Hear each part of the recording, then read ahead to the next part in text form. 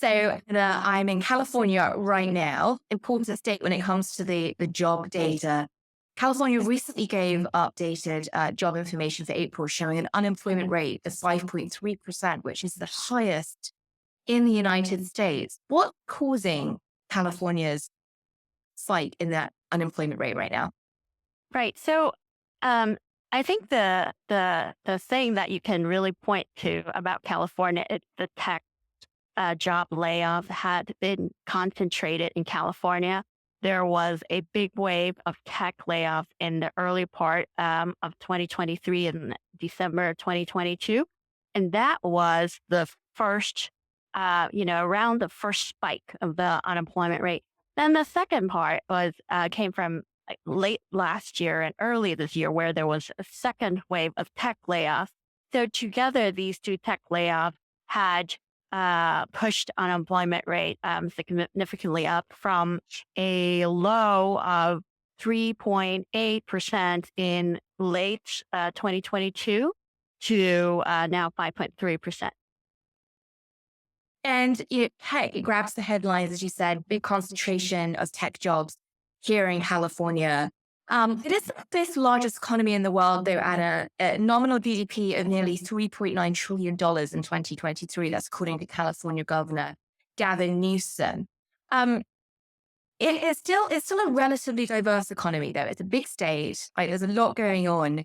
When you look at this unemployment number, do you infer much about the economic health of the state as a whole, given the concentration of those layoffs in tech, or is that just skewing the perspective and things are healthy otherwise? And so I think you have definitely put the finger on the right thing, which is that California is, at the end of the day, a very diverse state.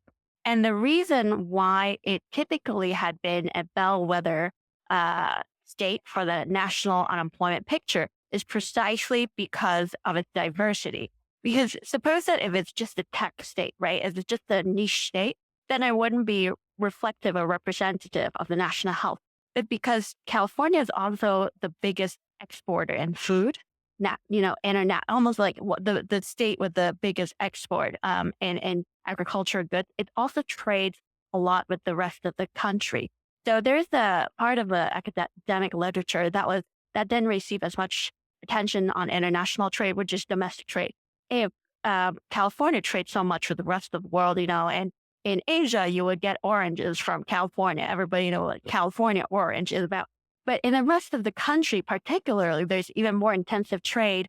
So this is why when the tech sector suffers, then you see this trickle down effect on the demand within California.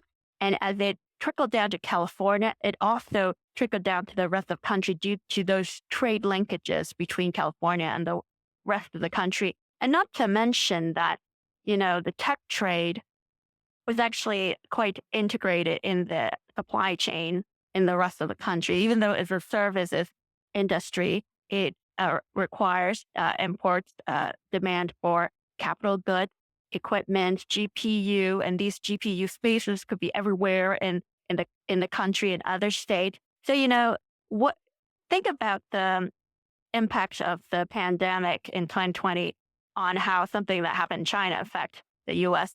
Similarly, if you have a demand shock in California, you could have that spillover effect in the rest of the country. And in that sense, that was the reason why California could be a barometer of what happens to the national economy next.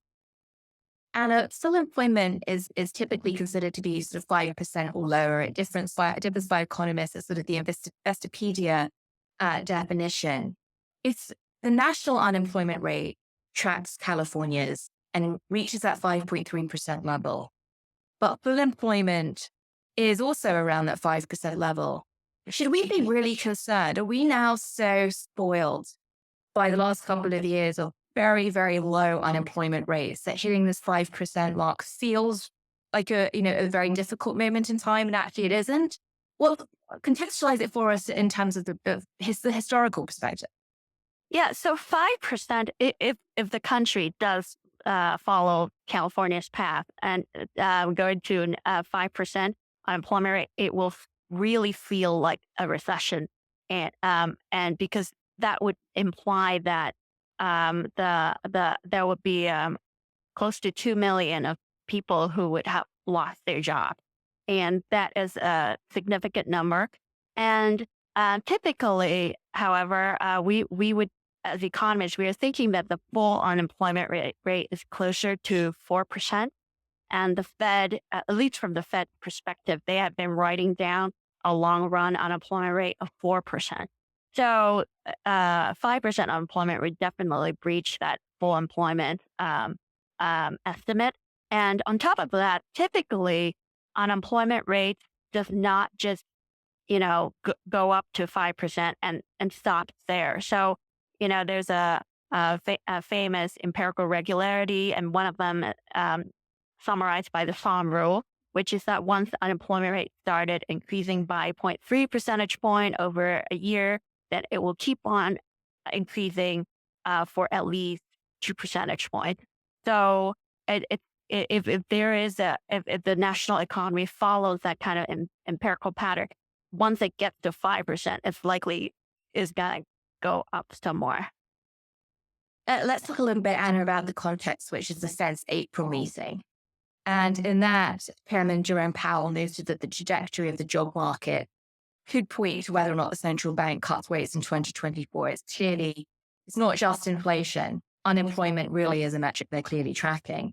If the rest of the country does get to that 5% level, and you describe that as being a recession event, would you anticipate rate cuts coming ahead of that? What do you think about the rate environment in that context? Yeah, absolutely. So the Fed will be cutting rates tremendously if unemployment rate hits 5%. So the Fed had adhered pretty close to this rule called Taylor rule, inertial Taylor rule, in the past couple of years. And what this rule says is that the Fed optimal policy rate would be a function of unemployment rate, deviation from the long run rate, which is the 4% I just mentioned. So, for example, if unemployment rate is 5% and the long run rate is 4%, then there will be a 1% deviation. And in fact, the Fed should be cutting rates one-on-one relative to that kind of deviation very closely eventually. So if unemployment rate does hit 5%, regardless of what inflation is doing, the Fed will cut at least 100 basis points. And because also the Fed has a dual mandate, it's putting equal weight on its 2% price stability objective and the full employment objective. It is going to pursue the focus on full employment if unemployment rate should rise to 5%. So, Anna, look into your crystal ball for us. Are we heading towards that 5% level across the United States? And if so, is there a timing that you anticipate to do so? Yeah, so we do not yet see enough evidence to say the national unemployment is heading to 5%.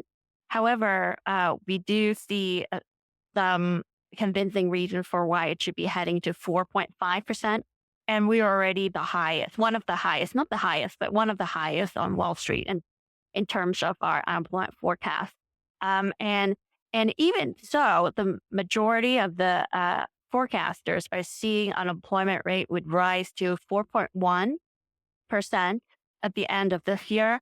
So I think generally people are still pretty optimistic about the unemployment picture. And for us, the reason why we are higher than the consensus is that we do see that the increase in immigration this year in the last 2 years, this year alone, it seems like the number of immigrants is on track to reach 3 million for this year. And even assuming just half of them will be looking for a job, so say 1.5 million looking for a job, and there are enough jobs to absorb 1 million of them. So usually sectors like construction and leisure and hospitality are very friendly to migrants. And those are also the sectors which are seeing some labor shortage. But even so, those sectors only have about 800,000 of job openings. So meaning that even if those sectors only hire immigrants, we still have at least another 500,000 that needs to find a job somewhere. And that 500,000 alone will push the unemployment rate to north of 4.0% by that. Not even, and you don't even need a general deterioration in the national labor market to get to that, 4.0, 4.1%. Anna Wong, fantastic. Thank you very much for joining. Come back. I appreciate it. Thank you. Thanks. It's great to meet you. Thank you, Connor.